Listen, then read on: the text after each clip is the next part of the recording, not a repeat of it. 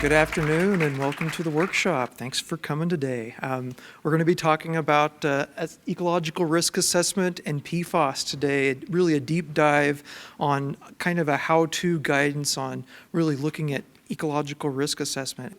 The schedule for today, we'll be taking about a 15-minute period here to do some introductions, go through kind of the goals of today's workshop, talk about the guidance document, how it was created, sort of the impetus of why we're all here. Then we'll have another 15-minute session on the conceptual site models. Again, kind of starting through the risk assessment process, what sort of things you think about at an AFFF site when you're dealing with PFAS contamination, when you have ecological risk assessments that may need to be done. We'll have a little, primer on site conditions, what to measure, how to think about those things. Again, another short Q&A session. Then we'll go into a longer segment on exposure assessment. We'll be going into how to think about ecological risk assessment, representative species, how to go about measuring, modeling, exposures, bioaccumulation, all the foundations of exposure estimation in a risk assessment. And again, we'll go have another short Q&A. And then about 4 o'clock, maybe a little after 4 o'clock, we'll have a break session. And then we'll return from the break. We'll talk a lot about effects assessment, looking at the toxicology, ecotox of PFAS, going through how you go about building the food web model estimates and evaluating them, looking at the risks to wildlife, aquatic life, soil life, things like that, getting into the details of hazard quotients and effects and other things, additional data collection options and other end of effects assessment sorts of steps. And then at 5 o'clock, a really exciting portion of the course, Jen will be walking us through a model tool demo, clicking through on what the worksheets do, where to enter data, how to look at the model, and how to operate and tweak things according to what's going on at your site. You should be able to follow along on screen pretty easily as we click along in the Excel model. And then kind of the end of the course, the last half hour, we'll talk a little bit about sort of the end parts of your traditional risk assessment process, what sort of uncertainties you have in the process, how to manage things like mixture toxicity and other key uncertainties involved in the risk assessment process. And then we'll have a nice long Q&A session at the end. We can maybe return to the model demo if people have questions about that. And again, wrap up the course about 6 o'clock. So a little bit about myself. I'll introduce Jen and Kristin in a moment. I'm a Ph.D. environmental toxicologist. I've been working with PFAS for about 15 years, various site product specific risk assessments, human health and ecological. I've authored several peer-reviewed papers and other documents, namely a frequently asked questions document on PFAS for DoD, and then of course this guidance document we put together in the last year on how to do ecological risk assessment. And I have several ongoing PFAS site investigations and risk assessments around the U.S. and around the world right now, battling and dealing with some of the challenging issues that we'll be talking about today. I'll acknowledge my co-authors, co-presenters today, Jen Arblaster over there and on your right, and she's an environmental toxicologist and risk assessor, been working with Jen many years. Again, working on PFAS risk assessments, toxicology, various PFAS projects, was a real force behind this particular guidance work and putting it together, doing some aquatic life criteria review for PFOS and other chemicals. And then also I'll introduce Kristin Nielsen-Bridges on Jen's right, Ph.D. environmental toxicologist and chemist, formerly at the State of Alaska Division of Health, or PFAS subject matter expert.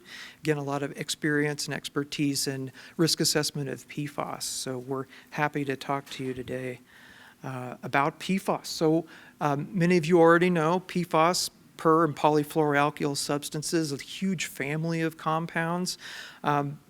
Having that perfluoroalkyl moiety, it's kind of a mix of really challenging environmental issues related to these compounds. High persistence in many of the cases, a range of mobilities to deal with, a wide variety of toxicological and carcinogenic properties, a wide variety of uses in the environment, and a wide variety of detections and environmental media that could be impacted with these substances. So we'll walk you through, a very few basics of PFAS, but we're basically assuming that you're coming to this course today with at least a little bit of knowledge about these compounds.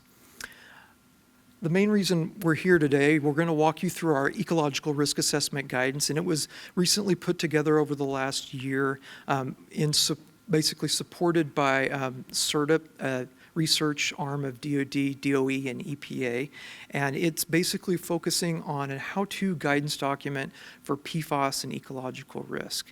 And you can actually access our project page by Googling ER 18-1614. That'll get to your project update page. You can download things as we update them and upload more information. The YouTube video link will be there, of course. This was a collaboration between Geosyntec and Colorado School of Mines, Chris Higgins and Julianne Brown at Colorado School of Mines. And again, it's a how-to guidance, and I'm hoping we can kind of walk through that together today and highlight really the key aspects and some of the resources in the guidance. But really it gets at what's the best available technique and approach right now for doing risk assessments. And it's really meant to be a kind of a pragmatic how-to guidance document. We're focusing on AFFF sites. There's a wide variety of different PFAS uses that it may apply to. A lot of the compounds, we'll talk about which of the PFAS substances we're focusing on in the guidance and go through that. And our primary target audience today is ecological risk assessors working on site-specific risk assessments. Regulators evaluating those sites and evaluating those risk assessments, and then the public and private sector folks that are managing those sites. That's really who we're after. Another audience, a bonus audience we're also capturing is basically the research community out there doing research on PFAS, the folks that can help us fill some of the data gaps that are currently limiting or challenging our ability to do these site-specific assessments. So that's really who we're after. Some of the guidance background, again, this was supported by DoD mainly through the CERDIP research program. And again, it's a how-to guidance document. If we have to do a risk assessment tomorrow, what's the best available approach?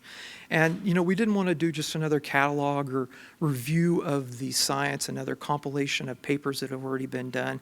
But at the same time, we're not quite ready for the 10 commandments of PFAS eco-risk. We're not, setting these rules in stone. We kind of settled on a happy middle ground between making some concrete recommendations but allowing some flexibility to adapt as new science comes out.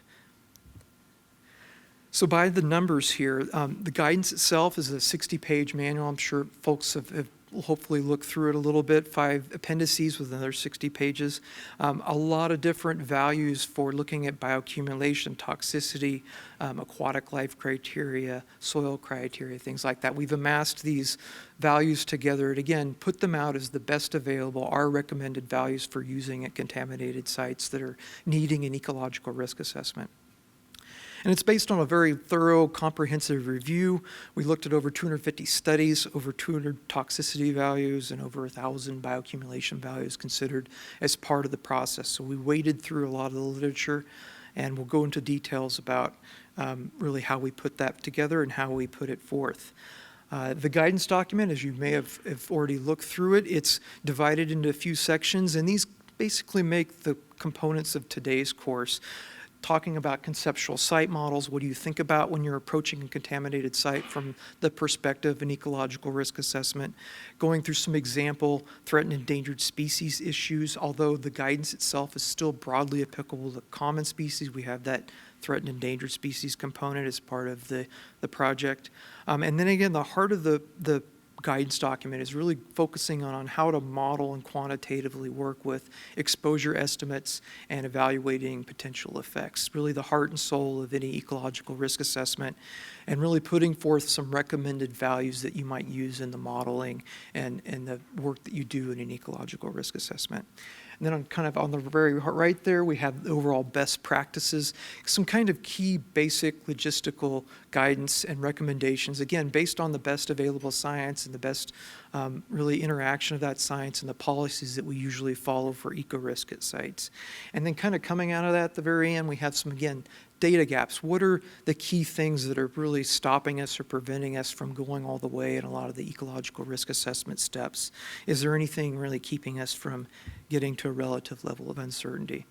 So today, again, the guidance workshop today is going to be broken up into that conceptual site model step, exposure assessment, effects. We'll talk about risk characterization and end with uncertainty and data gaps. And really kind of in the middle there, we'll do our little Excel model tool demo, which I'm excited to roll out in beta version, basically, because it's an Excel model that, if you're an ecological risk assessor, you'll recognize many of the same steps. You have your bioaccumulation model, you have your TRVs for your wildlife, you have your exposure factors, you have your hazard quotient pages.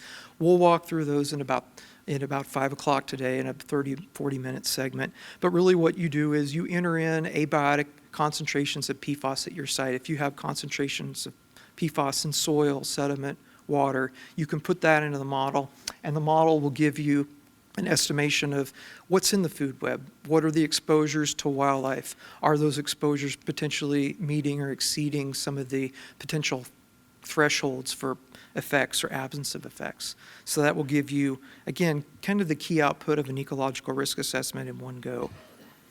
So caveats before I turn it over to Kristin.